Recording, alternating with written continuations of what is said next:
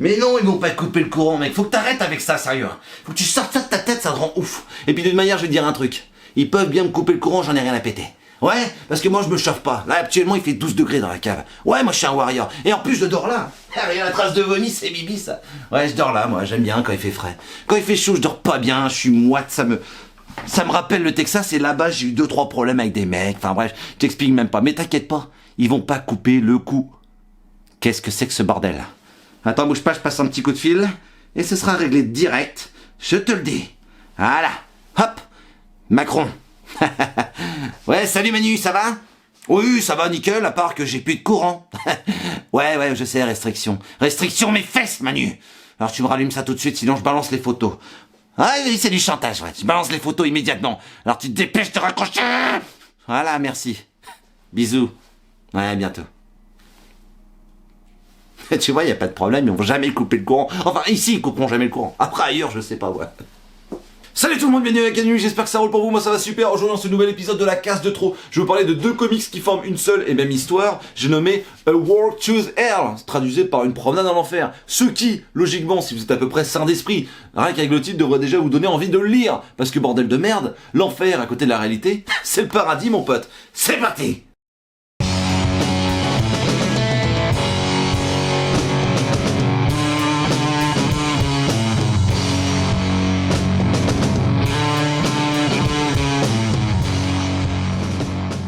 J'ai vu que 39% des personnes qui regardaient la vidéo ne s'étaient pas abonnées. Mais qu'est-ce que vous attendez? Qu'il y ait une coupure de courant? Qu'il y ait une bombe nucléaire? C'est quoi le truc là? On a qu'une vie mon pote. Allez hop, ça clique. Vous avez certainement remarqué que dans l'Académie, je ne traite pas souvent, voire pratiquement jamais en fait d'œuvres horrifiques. Pour la simple et bonne raison que je trouve que c'est assez compliqué de retranscrire le genre sur papier. Et que je ne suis pas le plus gros client. Par exemple, je n'ai jamais été voir un film d'horreur au cinéma. Enfin, c'est un projet qui me paraît un peu trop ambitieux pour moi. Je n'ai jamais compris le principe, tu vois. Payer pour se chier dessus, pour moi c'est un concept, tu vois. Messieurs, dames, approchez-vous pour la séance numéro 4. Voilà. Bonjour monsieur, vous allez bien? Je peux avoir votre ticket? Ah là, super. Bah je vous donne votre rouleau de PQ et puis je vous souhaite une bonne séance. Allez, au revoir. Bonjour madame. Ah non, on a plus de couches. Pour vous donner une idée, moi j'avais sursauté en lisant 28 jours plus tard de Nelson et Shelvey ou Aragon, enfin au dessin. C'est une série que j'avais adorée et en fait voilà, j'ai retrouvé la case. En fait ils attendent, ils sont en train d'attendre dans les forêts, donc la nuit tombe et d'un coup il y a le mec qui allume sa clope. Voilà. Et là, en voyant ça, j'ai vraiment sursauté dans mon lit. Donc c'est vous dire à quel point je suis pas taillé pour ce genre de truc. Mais là, c'est vendu comme un récit violent et horrifique, d'accord? Mais dans le pur style de Garcédis. Garcédis, ma perruche. En avant Guingamp. Et comme si cela ne suffisait pas, c'est dessiné et co-créé par un certain Goran Suzuka, un croate, qui a participé au dessin de Hellblazer et du cultissime récit Y le dernier homme. Que demande le peuple, mon pote? Bah que ce soit bien peut-être, je sais pas, non, t'as pas l'impression que les mecs en ce moment ils en ont plein le cul? Entre l'essence, le carton, la bouffe, les trucs, les cathares, le master, le Covid, merde, la guerre en Ukraine, tout ça, j'en ai marre. Voilà. Donc moi j'aimerais bien, ma petite perruche, que pour une fois dans notre vie, il y a pas une déception et Garcédis s'il me déçoit. Oh, putain, je sais pas ce que... Moi je suis là, voilà, je l'ai là. Je l'ai ici, là. D'accord, alors je précise juste que le 25 août 2022, le tome 1 est sorti en France, et 2 mois plus tard, le tome 2. Ce qui est vachement cool et assez rare pour le souligner, parce que ça t'évite de vomir du sang quand tu connais le cliffhanger de fin du tome 1. Ça t'évite de vomir du sang, tout simplement, avant de lire le tome 2. C'est le jeune éditeur Black River qui l'a édité en France, et ils ont fait, donc ils ont décidé de faire 2 tomes. Moi j'aurais préféré une intégrale, mais bon, c'est leur choix éditorial. Il y avait sûrement un délire de prix, peut-être que pour débuter c'était un peu trop cher. Bref, le tome 1, il coûte 18,90 € et il fait 136 pages. Le tome 2, il coûte toujours 18,90 €, mais il fait 176 pages. Donc vous avez 2 tomes pour moins de 40 €. Ça c'est quand même vachement cool, une histoire complète de Garcédis, dessinée par Goran Suzuka et Yves Scorsila à la couleur. Donc ça c'est cool. Bien, commençons par lire la 4e couverture de ce tome 1 qui va nous illustrer un petit peu les enjeux de l'histoire. Les agents spéciaux Shaw et McGregor gèrent désormais les affaires routinières, ce qui convient très bien à Shaw. Elle va sur ses 40 ans et a frôlé le burn-out. Le souvenir atroce de sa dernière enquête la hante encore. McGregor, lui, est plus jeune, plus zélé et s'accroche à son idéalisme pour faire face aux épreuves que l'univers lui inflige. Lorsque 2 autres agents sont portés disparus dans un entrepôt de Long Beach, Shaw et McGregor sont envoyés sur place. Mais ce qu'ils découvrent dépasse de loin la simple enquête de routine, comme la police locale l'a déjà appris à ses dépens. Avant que la nuit s'achève, nos héros auront affronté une terreur allant bien au-delà de leur pire cauchemar, dans un lieu où le jour pourrait bien ne plus jamais se lever. Bon, on va pas se mentir, c'est un pitch un poil long, hein, mais nécessaire. Voilà, quand tu connais la densité de l'histoire, tu te dis, bon, il faut au moins ça pour comprendre où on va. Et juste pour vous préciser, moi je vais vous parler des 2 tomes, hein, je vais vous parler de l'entièreté de l'histoire. Donc on va commencer immédiatement par les points négatifs. Premièrement, j'ai trouvé que la première issue, le premier chapitre, était très brouillon, très rentre dedans, ça va à 100 à l'heure, on te pose pas du tout les bases, c'est démerde-toi, enfin ouais, sens très bien que Garcenis il va pas du tout te prendre la main, donc t'as intérêt à lire ça de façon concentrée et posée. Faut que tu sois vraiment concentré, c'est une lecture assez exigeante, on va pas se mentir. Directement tu sens que si tu prends pas le train en marche, tu vas être perdu. Ensuite c'est un comics qui est très sombre, pas bas dans sa couleur, dans ce qu'il raconte. On va quand même toucher à des sujets sur les enfants, sur il y a des côtés malsains, pervers, enfin vraiment c'est crasseux.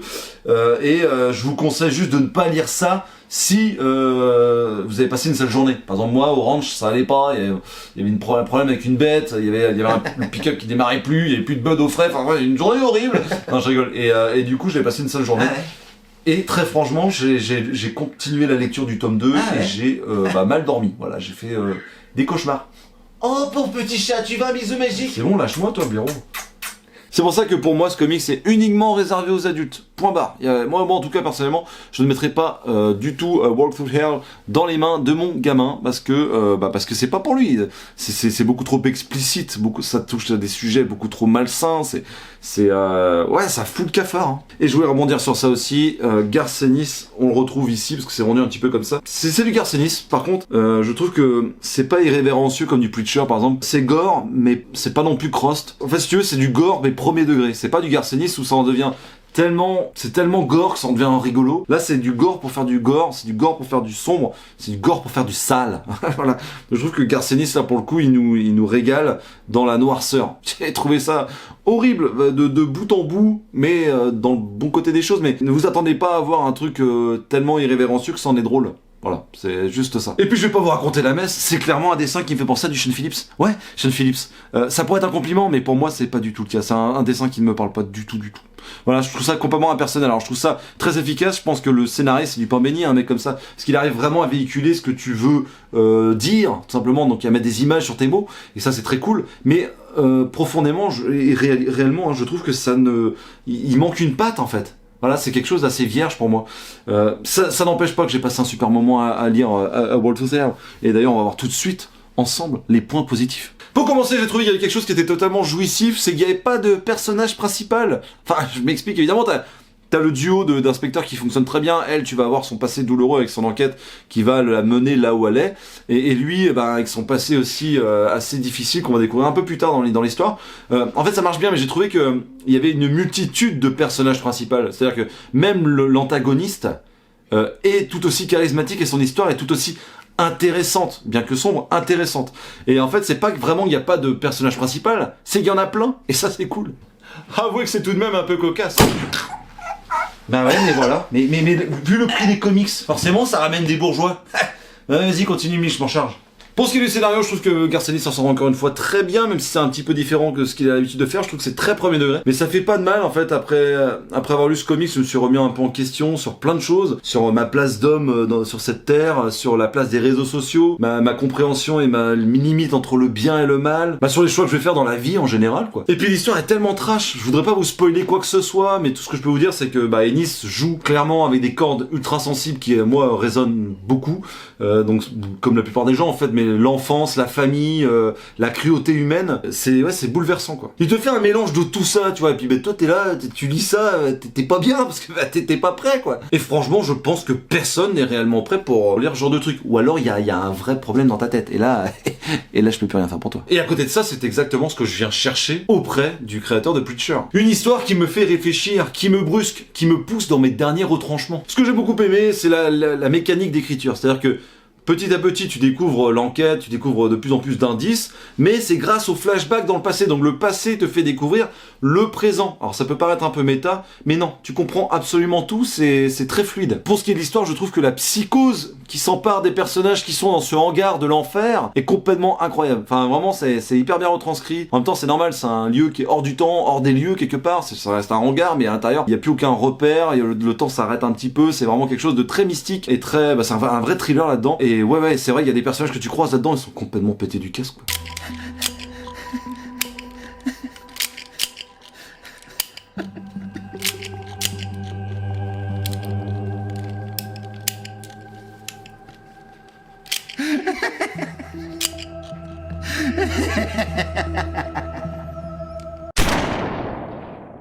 En parlant de folie, j'ai beaucoup aimé la façon dont ces deux personnes vont découvrir le comment du pourquoi ils sont là. Est-ce que c'est vraiment si hasardeux que ça ou pas? En plus, c'est un duo qui marche très bien. Elle a une quarantaine d'années, elle a envie de se ranger parce qu'elle a vécu un traumatisme dans sa vie professionnelle. Et lui, il est beaucoup plus objectif, beaucoup plus optimiste sur la vie parce qu'il est déjà plus jeune, il a plus de conviction et compagnie. Donc ça marche très bien et on va voir qu'évidemment, avec le nombre de flashbacks qu'il y a, comme je vous disais tout à l'heure, c'est intimement lié à leur passé. Et la façon dont ça va être posé sur le papier, c'est mortel quoi. Et que dire de l'antagoniste principal qui est incroyable, son histoire elle fait froid dans le dos vraiment, je rigole zéro quand je dis ça, ça m'a choqué. Et tu sais ce qu'on dit, pour avoir une bonne histoire il te faut un bon méchant. Et on est servi mon pote. Pour ce qui est de la couleur de Yves Svorcina, c'est bien maîtrisé, c'est juste, pas grand chose à dire, hein, ça casse pas trois pattes à un canard, mais ça fait le café. Et pour le dessin de Goran Suzuka, c'est pas forcément ma tasse de thé, mais ne pas admettre son talent, ce serait une grossière erreur. Parce que déjà, le chara-design des personnages est très efficace. Je veux dire, il y a aucun moment où tu te dis qui est qui, quoi, tu vois, tu retrouves tes petits. Et puis très franchement, je ne sais pas si son histoire, il l'a dessinée de façon chronologique, mais j'ai senti que sur la fin, dans le tome 2, il y a clairement un level up. L'un des plus gros points forts pour moi, c'est le découpage qui alimente constamment le côté oppressant. Typiquement, quand tu as une scène gore, eh bien tu cherches ton sens de lecture et tu tournes en rond, te forçant donc à re-regarder les éléments gênants. Et c'est forcément fait exprès parce que ça n'arrive que dans ce genre de cas. Donc rien que pour ça, chapeau. Et pour finir, big up à l'éditeur Black River qui nous propose à la fin des processus de création. Donc tu vois comment Garcenis écrit un scénario, quels sont les détails qu'il met dans chaque case. Donc tu le vois quand la page est ancrée et compagnie, tu la vois avec la couleur sans les onomatopées, et après tu vois avec des onomatopées et tu vois que ça prend un sens incroyable. Bref, merci beaucoup parce que ça c'est vraiment de l'or, je trouve que c'est une mine d'or. Et moi ça m'a bien envie de me lancer dans la BD. Pour conclure, Ennis a encore une fois frappé fort et exactement là où ça fait mal. J'ai ressenti beaucoup de plaisir dans le malaise, un profond dégoût, mais une fascination pour la race humaine. J'ai ri dans des situations tragiques, autant d'émotions contradictoires à la lecture de ce comics qui m'a clairement dérangé. Et c'est ce que j'aime dans le 9e art. J'ai trouvé l'histoire intéressante parce que le cœur du sujet, c'est l'être humain contre et face à lui-même. On se rend compte en suivant les personnages que le passé est plus que jamais au cœur du présent et finit toujours par nous rattraper. Autant de démons qui nous suivent et nous pèsent, nous empêchant d'avancer. Et la seule façon de continuer est de regarder la réalité si moche soit-elle en face, car le crasseux, l'indécent, fait partie de notre réalité. Bien sûr, dans cette histoire, le curseur est poussé à l'extrême, mais bizarrement, je l'ai trouvé relativement crédible sur ce qu'elle raconte. On soulève des problèmes contemporains comme le racisme, le sexisme ou encore les dérives sectaires. Pour ce qui est de la couleur et des dessins, c'est réussi, mais j'aurais préféré un peu plus de fantaisie parce que le sujet s'y prêtait. Mais bon, ça ne change rien. Pour moi, j'ai adoré suivre cette enquête horrifique, pleine de mystères. Merci d'avoir regardé cette vidéo jusqu'au bout. Si t'as kiffé, lâche un like et abonne-toi. Dis-moi dans les commentaires quelle est pour toi l'œuvre horrifique du 9e art la plus ultime, celle que tu conseillerais à tout le monde. Parce que c'est vrai que j'ai pris un petit peu de goût. Suis-moi sur Twitter, Insta et TikTok. Et sur ce, moi je te fais d'énormes bises. Prends soin de toi et à très bientôt dans la cave.